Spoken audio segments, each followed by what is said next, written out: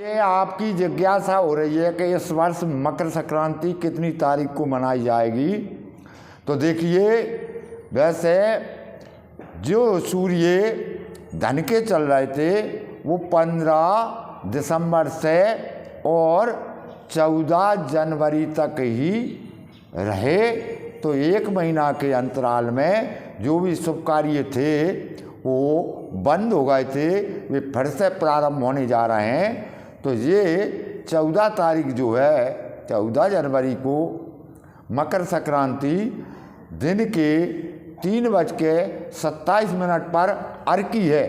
तो इसका मतलब ये नहीं कि अर्की के समय ही आप स्नान करें, लेकिन इसका पुण्यकाल पहले से लग जाता है।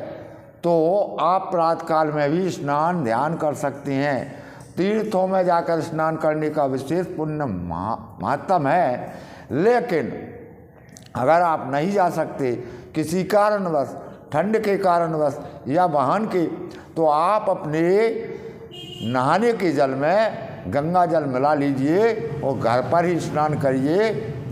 और इस वर्ष जो मकर संक्रांति आई है, माघ मास का फल बताया है कि माघ मास में मकर संक्रांति यानी सूर्य मकर राशि पर जब आते हैं तभी से जो है सूर्य उत्तरायण हो जाते हैं।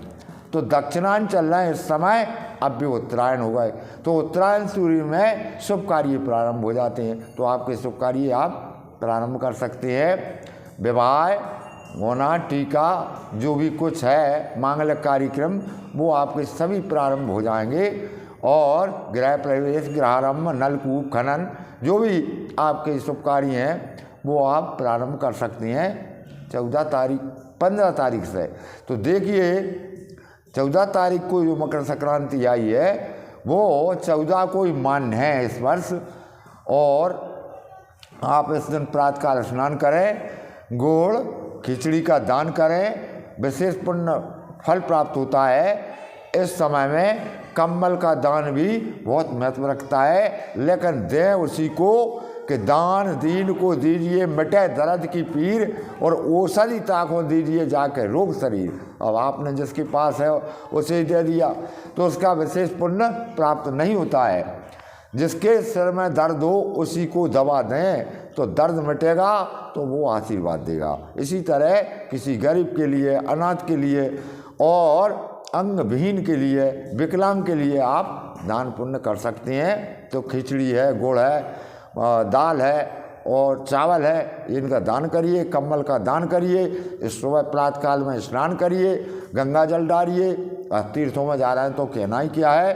तो इस दिन से मकर संक्रांति जो है प्रारंभ हो रही है। आपको समय बता दिया। पुण्यकाल 14 तारीख में विशेष है। दान देने का फल तो कभी भी मिल सकता है, लेकिन इसका पुण्यकाल उसी तारीख में बताया है। माघ मास में अच्छी है संक्रांति।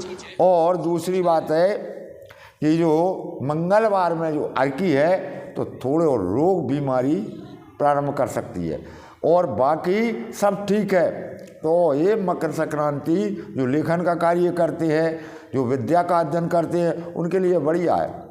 और मकर संक्रांति जो है चांदी का गदा धारण की है, पूर्व दिशा को जा रही है, और वायव्य दिशा में उसकी दृष्टि है, पश्चिम से आगमन हुआ है।